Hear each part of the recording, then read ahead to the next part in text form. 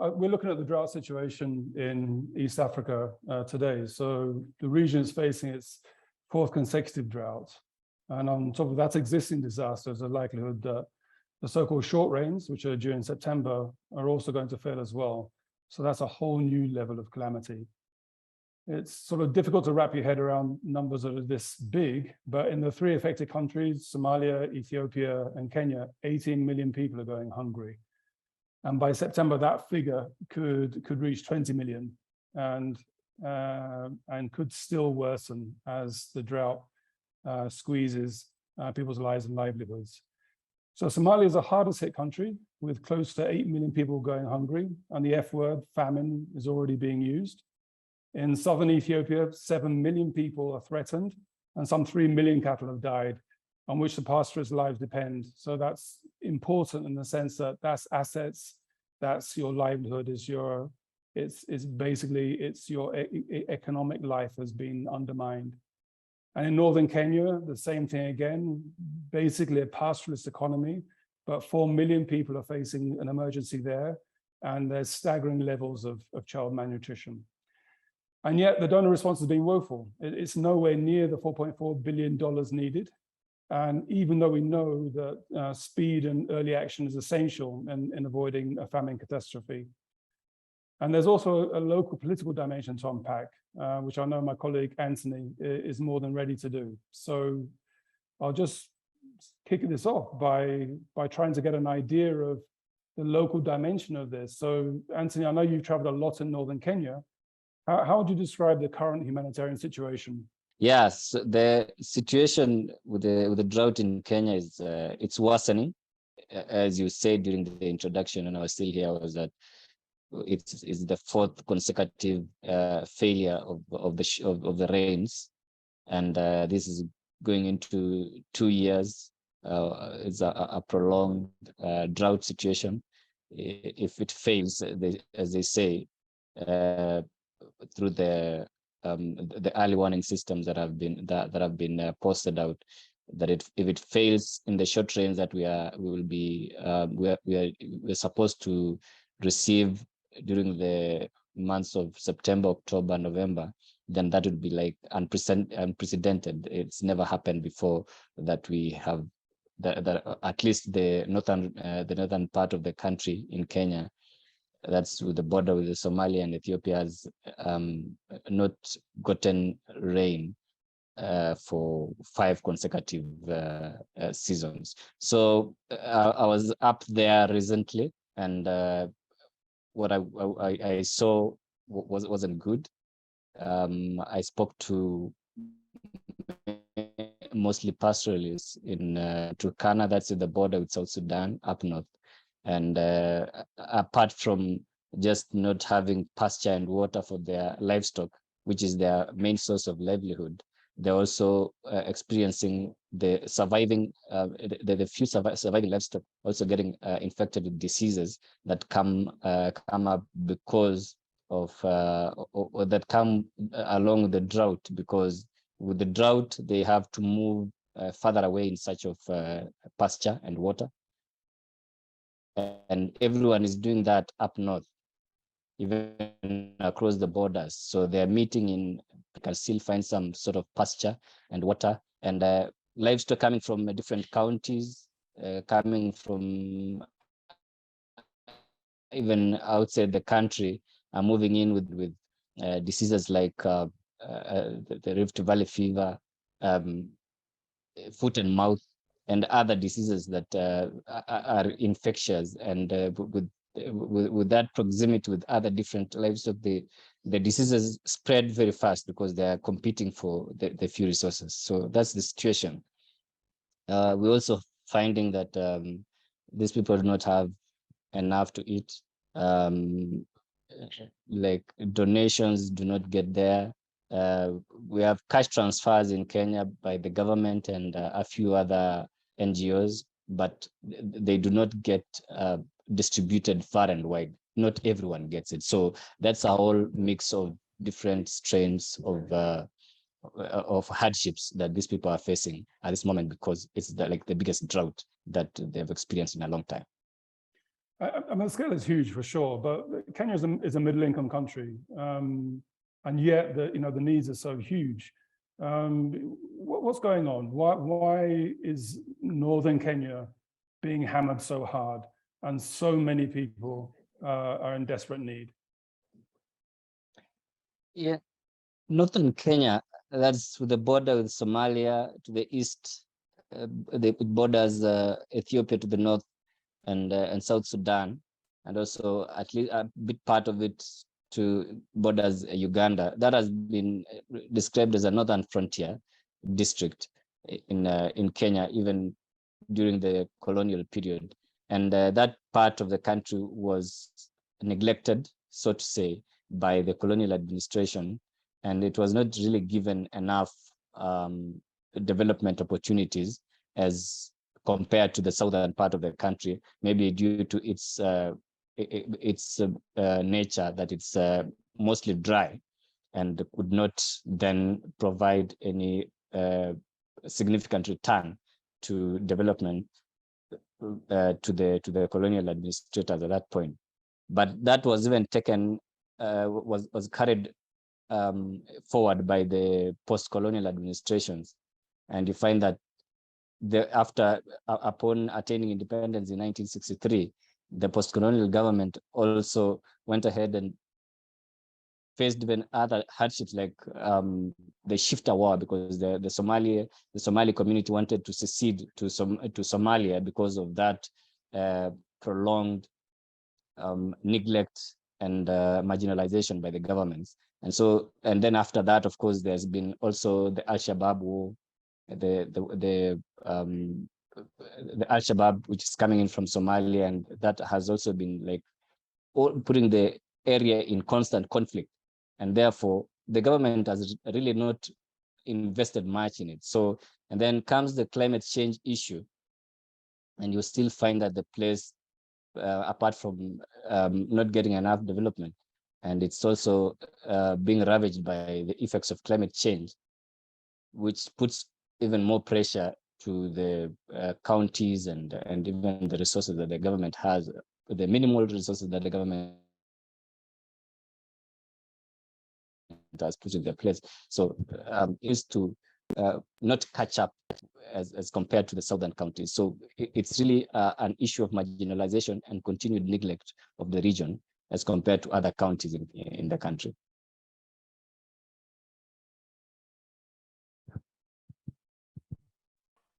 You mute. You're mute.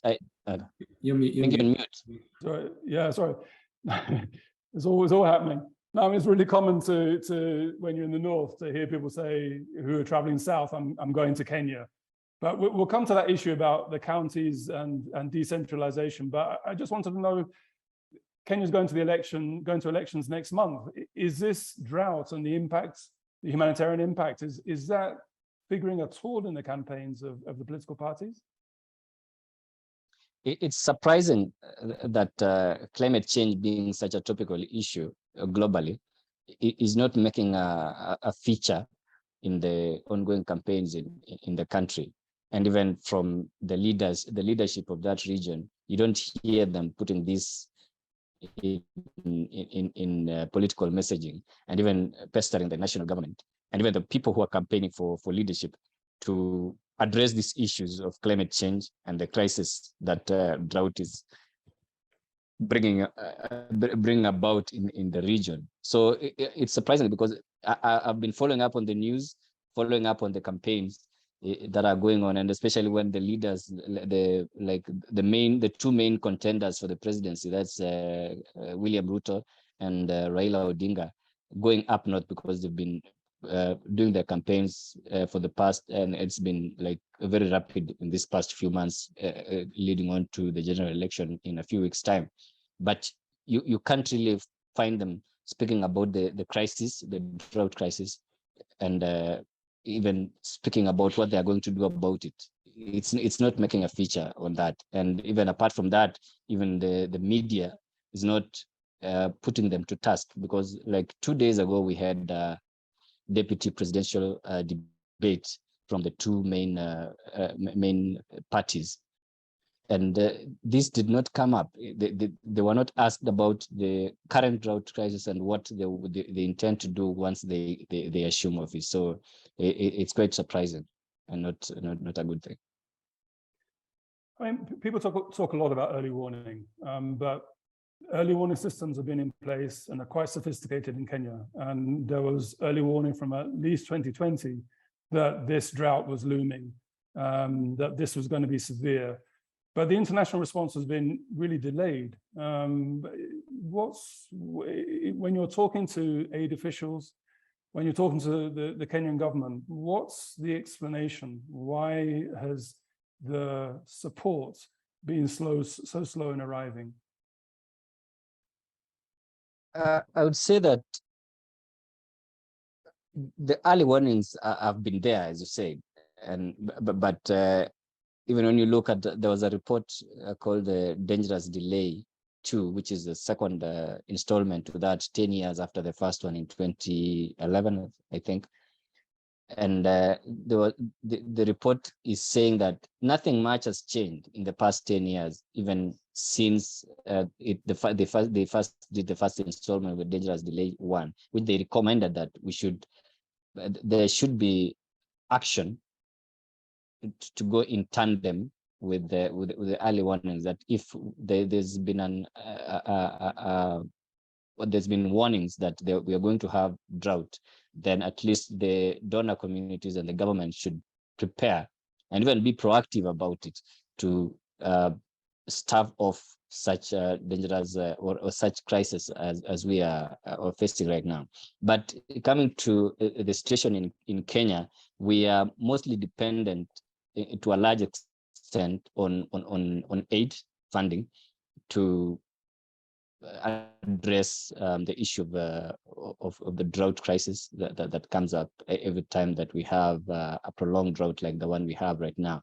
And you pose a question of how the government intends to address the issue, and they say that we are going to we have this percentage, but we're also looking to donors and the international community to help us fill up the remaining amount that we need in order to be able to address the issue. So I think that proactivity lacks, and the adherence to early warning systems and being prepared well enough and way in advance before, because as you say, it started way before 2020, and we are now like almost 2 years into the drought, and we are still yet to really address it well enough to a point that we say that we are not losing livestock, we're not losing livelihoods, and we're not seeing people being displaced. People are not migrating away from their homes just because they are afraid that they are going to die of hunger, or that they have no clean water to drink or use in their domestic health. I mean, aside, there's other elements to this crisis. I mean, apart from drought, we're also seeing a lot of movement of pastoralists. And I remember when we were together in Isiolo up in the north, we were meeting communities who had kind of fled because of violence. I mean, guys who are moving with their cattle are armed and bumping into other communities as they're searching for water and pasture. And we're seeing incredible rising levels of violence as people fight over what water and pasture there is, and are being displaced by that. Is that an element that worries you? Yeah, a conflict, especially at this moment, and even from way back, from a few months back when we visited the north together. We went into a village just a few kilometers east of Isiolo town, and we met people who had camped by the side of the road because they said that there had been clashes between their community and a neighboring community that had come with their livestock in search of pasture, and there was pasture near their villages. And instead of having to share, it's always about a survival of the fittest. So people they have access to guns due to proliferation of small arms from places like Somalia and Ethiopia and even South Sudan. And people are using these communities are using these arms to protect their livestock, because livestock is the source of livelihoods, because of the terrain that is there can only support livestock. They can't do any other, they can't do any other kind of livelihood, like even growing their crops, because it won't make it. So at least livestock, things like sheep, goats, and camels, which can sustain long periods without water, and they can move for long distances in search of pasture and water. So conflict is an imminent threat. It's something that is going on, and even currently as we speak, Marsabit County, which is at the border between Kenya and Ethiopia, has been on a curfew has been imposed in that area for the past almost 2 months. There is an ongoing disarmament of the communities there, because communities like the Borana and the Gabra have been fighting. It's been a prolonged conflict, and it's a conflict based on resources. A bit of it is due to political interferences, but a large part is boundaries, pastures, watering holes, where if probably a borehole has been dug or sunk in a particular community by or using the funds that have been allocated by the local government or even the national government, but then that place is perceived to be an area that belongs to a particular community, then they won't give access to the other community. So that brings up a tussle. And sometimes, of course, you see with boundaries that have been put in place, those are things that are in the purview of the government. But then traditionally, they know that our boundary was this. So if there's a dispute over a boundary, that conflict, and of course that area, probably if it has good pastures and there's water, then that's a conflict that is bound to stretch for years and years. And as you mentioned, I mean, pastoralism, the herding, the nomadic movement of people with their animals is really the economic system that works, is sustainable in these really arid lands where crops can't grow, and is profitable. But the issue is that it needs mobility. And we're seeing a lot more fencing happening in the region. A lot of conservancies have been established, which are trying to tap into the tourist dollar, but that's preventing people accessing or moving their animals through that territory. Is this and we're seeing increasing violence as a result of that as well.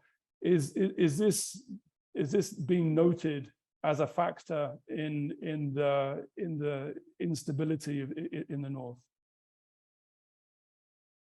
Yeah, it's the issue of fencing, and this also, of course, feeds into the bigger issue of land tenure in the north, whereby most of these communities still hold their, or even as per the constitution, they still hold their land as a community. So it's a communal land tenure system, whereby no one has a particular title for some particular parcel of land.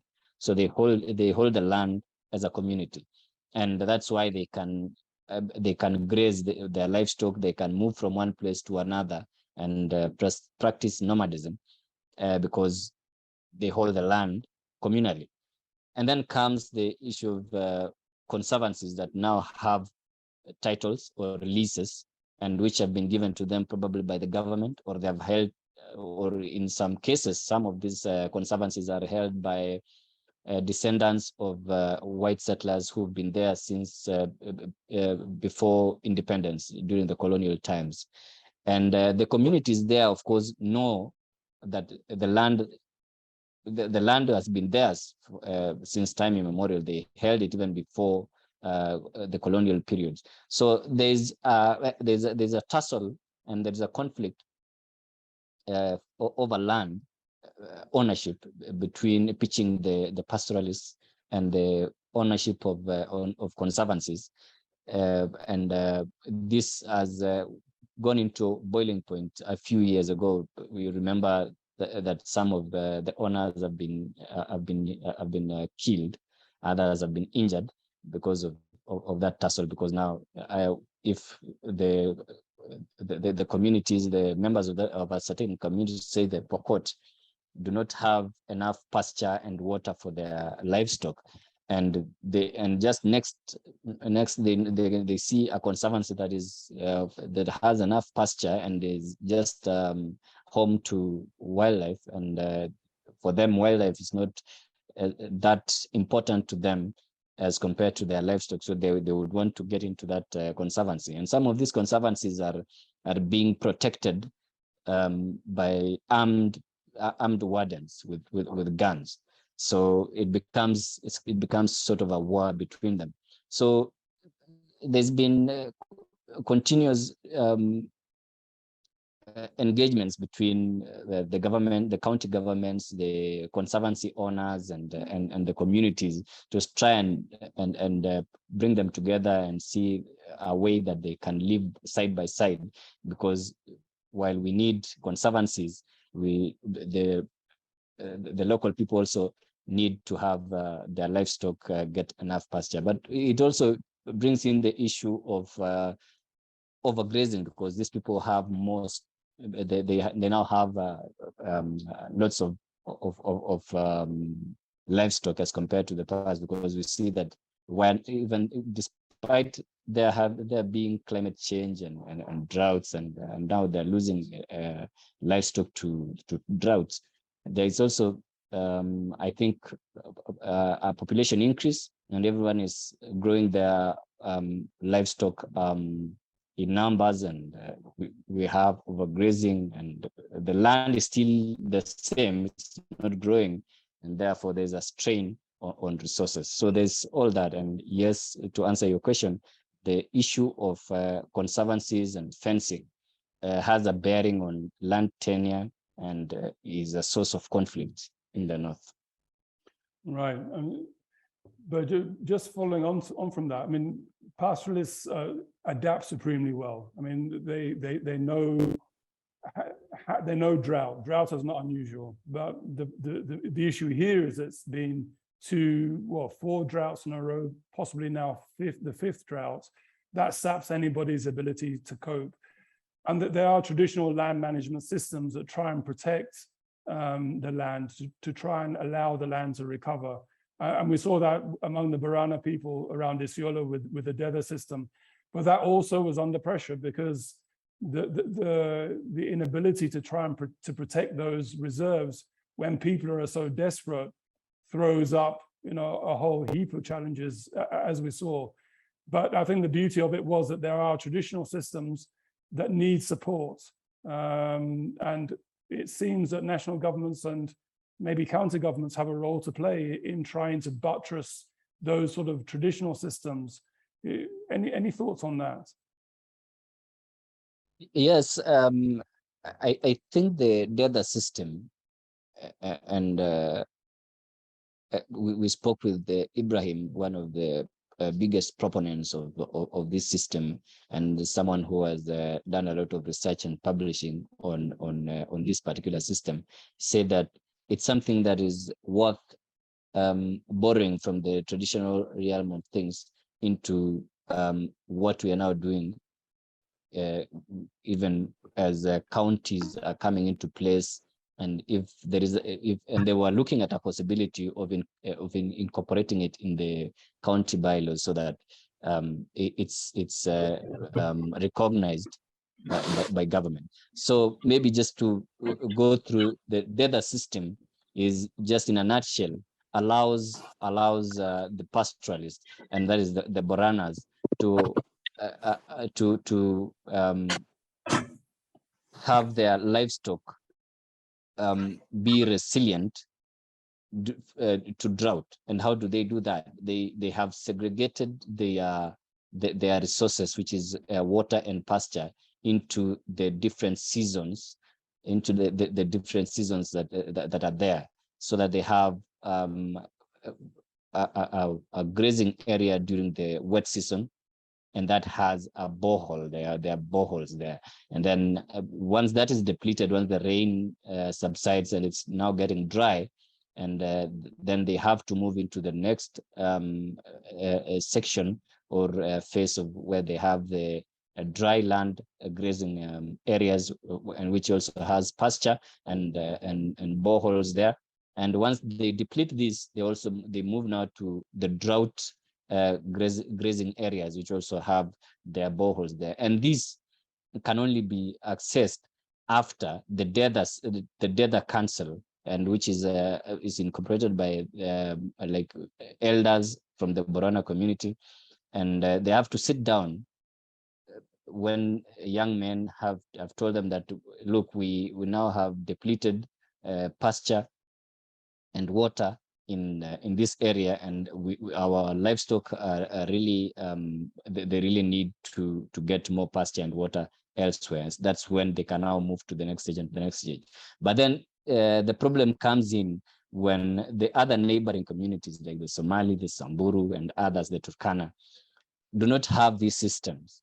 And once they deplete theirs, because for them they will just graze for as long as it's available, as long as there is pasture, as long as there is water, it doesn't matter what season it is. So they are going to graze theirs. And once they deplete theirs, because it's not been guarded by any system, it's not been systematic, then they will move into grazing areas that have been set aside for probably the drought, so that it's been set aside by the Borana for their livestock to graze in during the drought. So this brings friction and results in conflict, and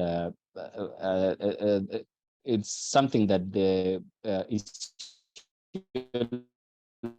county government, and Isiolo is just to the eastern part towards the Garissa, and it borders almost the border with Somalia. And the Borana wanted to, or the Isiolo County wanted to look at how they can incorporate the data system into the county bylaws so that it can be recognized by law, and anyone who is crossing over and utilizing resources that they didn't have a hand in how it was protected can then face the full force of the law. But that hasn't been possible.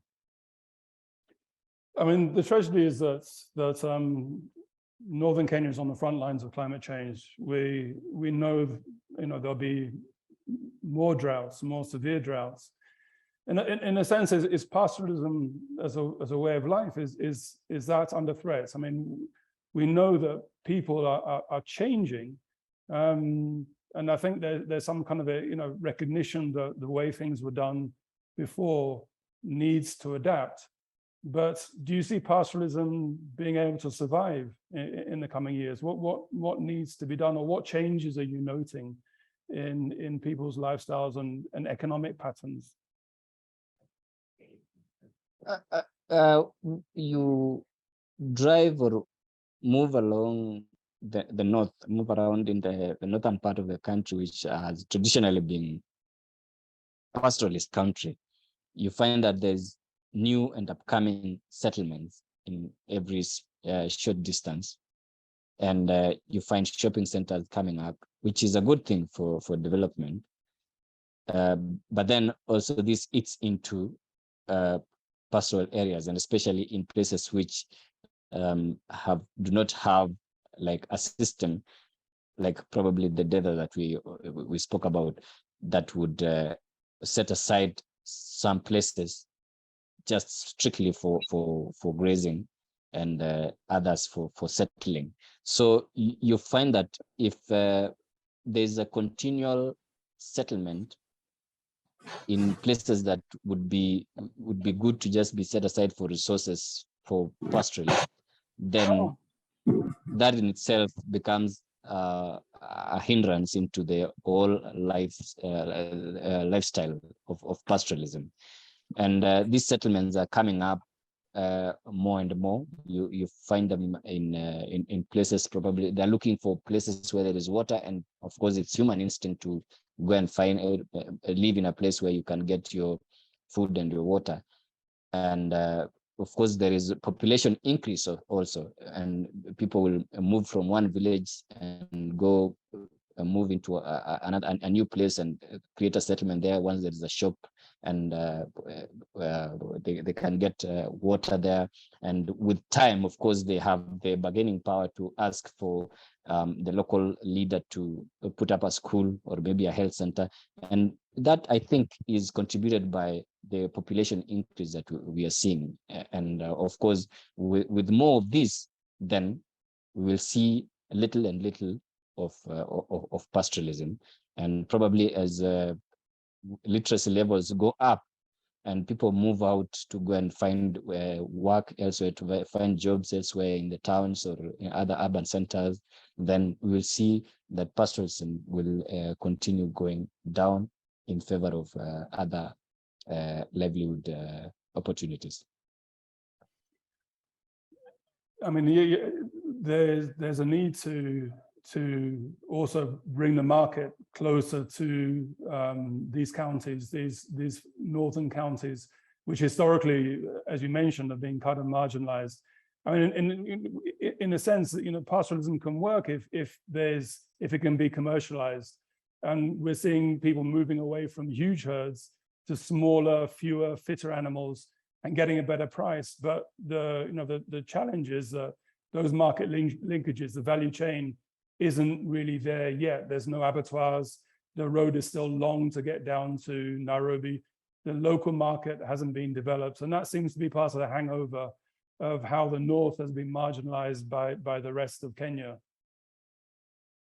Yeah, that's true. And part of the blame also would go into the programs that are brought into these places by non-governmental organizations and development partners, because you find that when a program comes in and they promise the market linkages to the pastoralists, that would go on only up to a point where the program was running. Probably it was a 5-year program or a 4-year program, 6-year program, and it ends there. And the partner or the business or a company that had been brought in through the program to offtake or buy the livestock, then pulls out because probably it may not make business sense, or that he's getting other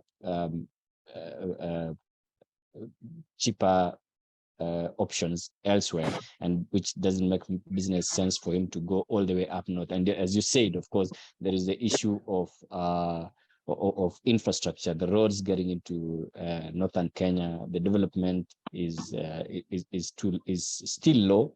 They're still marginalized. There's been some progress ever since there was devolution, and there's county government doing some cloud government, but still there are places that it would take you days to get into, and it's those areas that pastoralists get it difficult to market their livestock, which is like their main livelihood in those areas.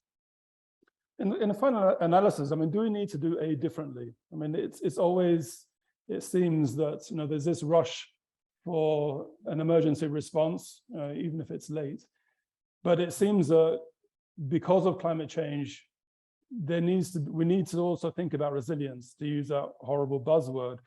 So in a sense, it's to be able to do two things: to be able to meet people's immediate needs, but also in a sense to kind of support livelihoods, to find a way to deepen their capacity to cope. Is that, are we seeing that more acknowledged, or by not just by the international donors, but also by the Kenyan government, or is it still just words? I mean, are we seeing that kind of necessary change being made, or is it still lip service to that idea of disaster prevention, disaster risk reduction? To some extent, when we report from the northern part of the country, we still find programs that are doing exactly what you're saying. not only reacting to a crisis, but also going a step further and addressing the root problem and bringing in resilience, building resilience of the people living in that part of the country. And it also speaks to what the people in that area think should be done. And that is a kind of a bottom or starting it from what they need. What is it that they need? What kind of development they need that that assistance with, so that they can better build their resilience, so that they can in the nearest future, if there is a prolonged drought, they would be better prepared themselves and not be waiting for humanitarian aid. So and something like the cash transfer programs that the government is undertaking through the Hunger Safety Net program, you find that even the Kenya Red Cross Society has also been giving out cash instead of giving out food like food aid. They do it in cash. So they send them money via M-Pesa. Of course, they do the surveys and get to know who is eligible for, who is vulnerable, and then they send. Sometimes there was a time that I did a story about that, and they were giving about 2,500 Kenya shillings. That's like about $25. And they had some success stories from that, because they say when you give someone a packet of maize flour to go and cook the local ugali, that's the maize meal, then in a few days that will be depleted. But if you give them 2,500 Kenya shillings, about $25, they'd use a little to buy the food, and someone would also decide to start a small shop selling some essential items, maybe the same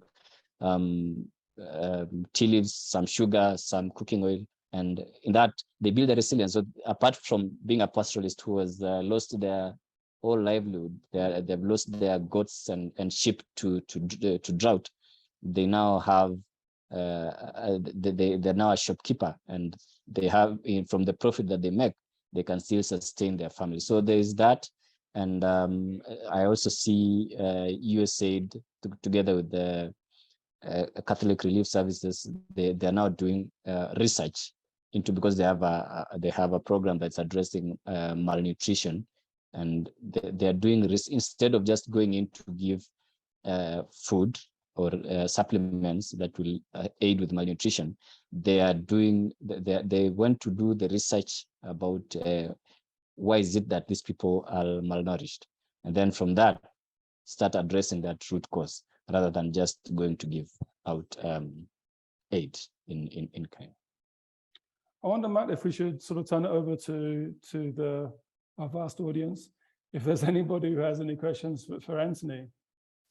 Yeah, absolutely. So, I mean, if anyone has a question or a comment, something you'd like to say, anything at all, then feel free to raise your hand. I can call you up here. You can ask, or we can you can type it out here. So, Anthony and Obi are here, so feel free to make use of them. Maybe while everyone is thinking, I'd like to maybe ask you both, so the kind of issues that we're going over today, sort of climate change, sort of drought, pastoralism, issues in Kenya.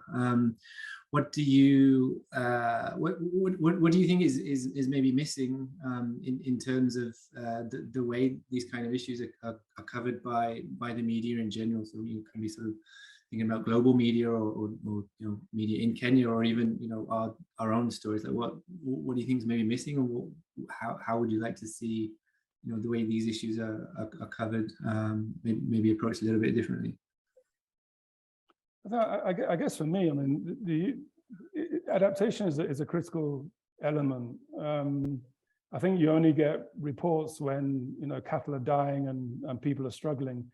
But there's a whole piece to the puzzle, which is that we need to have regular, flexible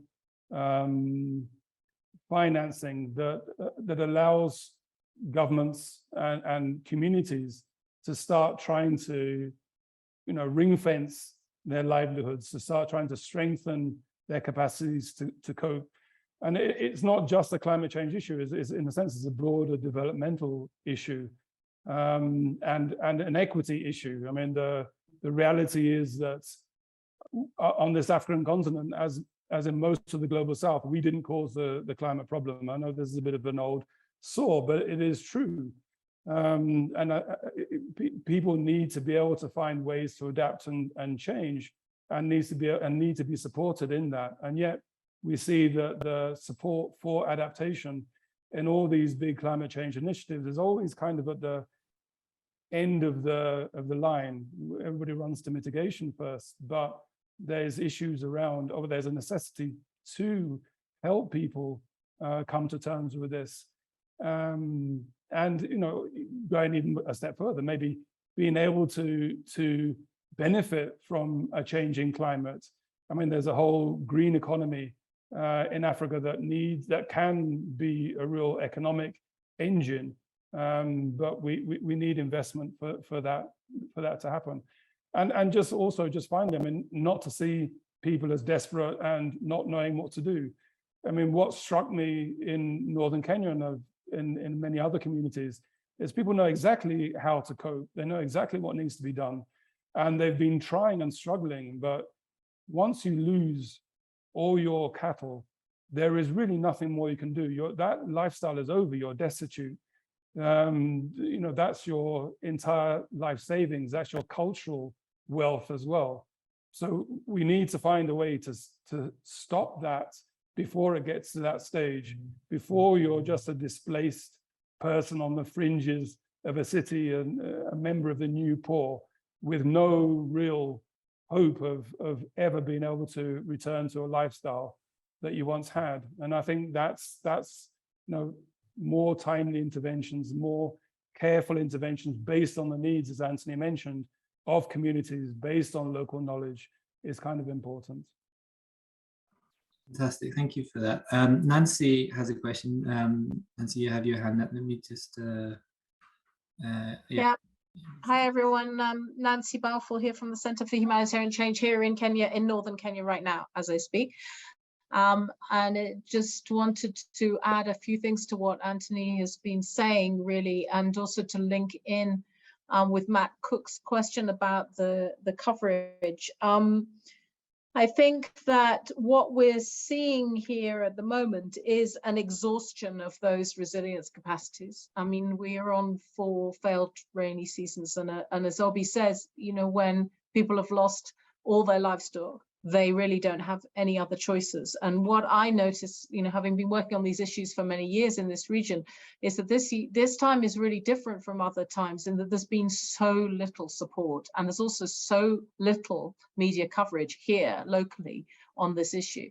I don't know if Anthony would agree, but it just is quiet, and it's partly because of the elections and the politicking that's going on, and everybody's focused on the campaigns, but it also just seems that people just haven't realized quite how severe the situation is. They're sort of saying, oh, well, there go the pastoralists again, it's another drought year, and yes, they need better resilience, but they don't realize that people's resilience, which is considerable, as you said, Obi, has actually reached a complete exhaustion level. They have lost massive numbers of livestock, and the extent of the drought and the extent of the water and food insecurity at the moment is beyond anything I've ever seen, and I've been working in this region for 30 years. And the pastoralists themselves, I just came from a meeting with one of the conservancies that Anthony was talking about, and they said they've never seen anything like this, and they're getting no help. So I think we have to recognize that while the ideal is to support the livelihoods and to support them early and to prevent people losing those livelihoods, that hasn't happened this time. And at the same time, there isn't enough real noise, I don't think, to kind of highlight the extent of the desperation that's going on and the extent of the end of that resilience that's been reached. And I wonder what we can do to make more noise. I don't think people realize how desperate the situation is. And I'm astonished that the politicians are, too busy with their campaigns. And you'd have thought that saving people's lives or actually dealing with some of these pastoralists, desperation would actually be a campaign issue, but it doesn't seem to be. So, I'd be interested to hear what Anthony has to say about that. And yeah, and that's sort of, my answer to Matt's question about coverage, maybe.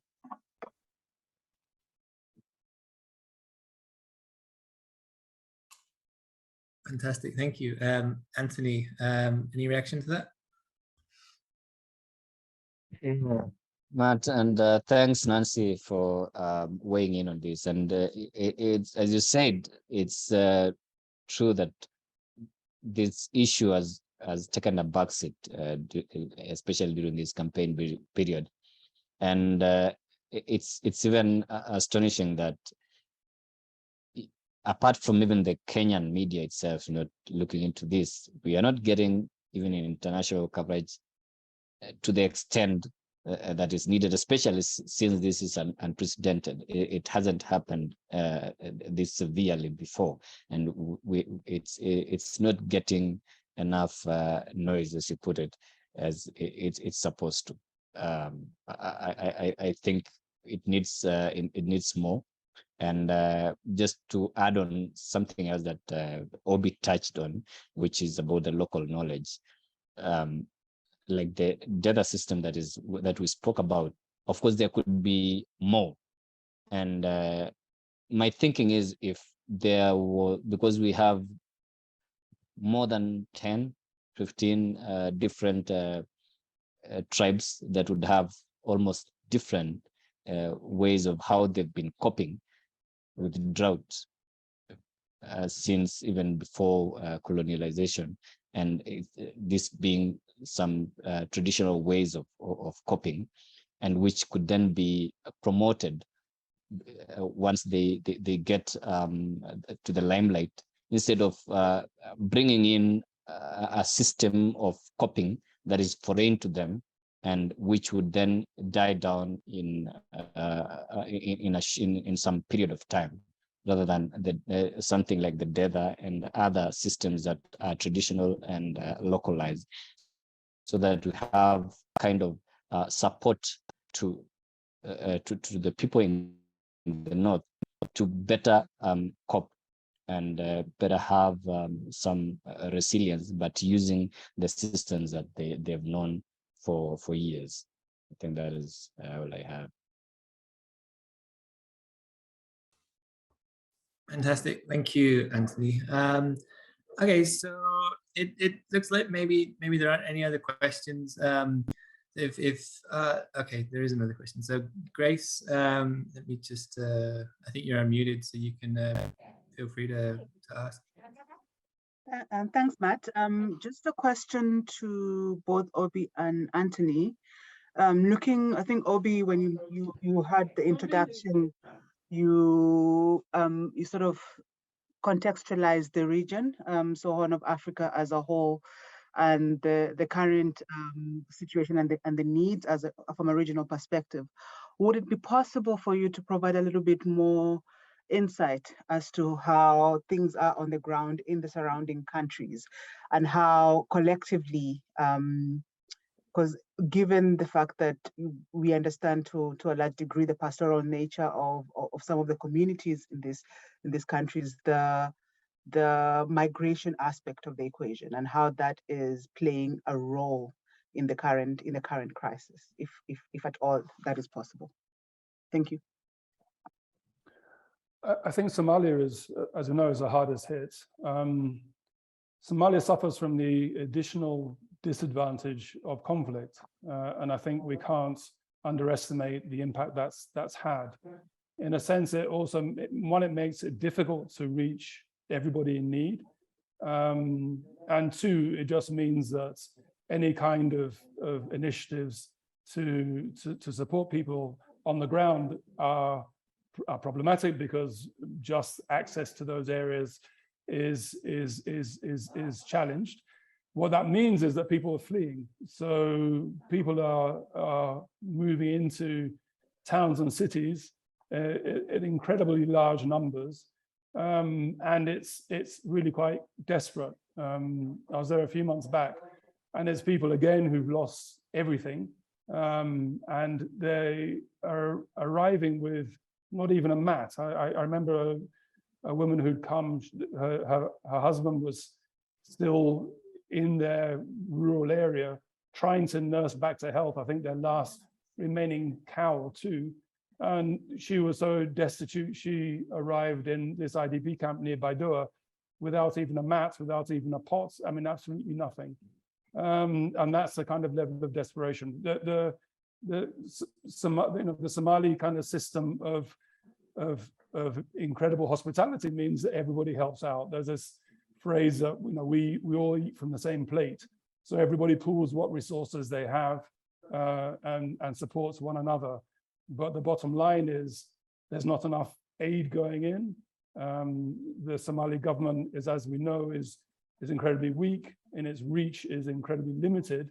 And these displaced people are really going to become, as I mentioned before, part of a new urban poor who will not be able to restart what was previously a profitable lifestyle as a pastoralist. Let's not forget that pastoralism actually makes a good deal of money. What's always needed is linkages to support it even further.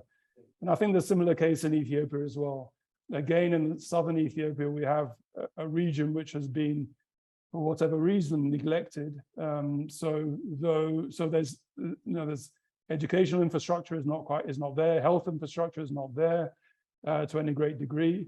And the government's safety net program has run into trouble because of the conflict in the north. Everything in Ethiopia, really, the war in Tigray and Afar really has impacted everything. So those funds are limited. So that safety net program is in trouble. And again, it's just of such a scale that all people can do out of desperation is just move. Okay, we are just coming up on the hour. We just had just one more question from in the chat from Sia, I hope I pronounced that right, who asks, can any lessons be learned from other countries like Niger and its development and adoption of the pastoral code or the rural land policy? That's a difficult one, though. The rural land code. I admit I don't think we know much about it, but I know in Francophone West Africa they have put in place systems of land use which gives protections to pastoralists, transhumants, communities. And I know in Nigeria we don't have that, and that's one of the issues, one of the conflicts between pastoralists and farmers. But just more broadly, I mean, also in Niger, there was, I noted a massive tree planting program to try and hold back the encroaching desert. But I think the issue is about responsibility of our governments, accountability, and also allowing pastoralists to have a political voice. I think part of the problem in Kenya is that the pastoralists are quite a small population. The northern Kenya doesn't have the weight of population, the political impact that southern Kenya does. It's marginalized politically as well as economically. And I think that's part of the problem. But pastoralists need to be part of the conversation about their future, is the only thing I could add to that.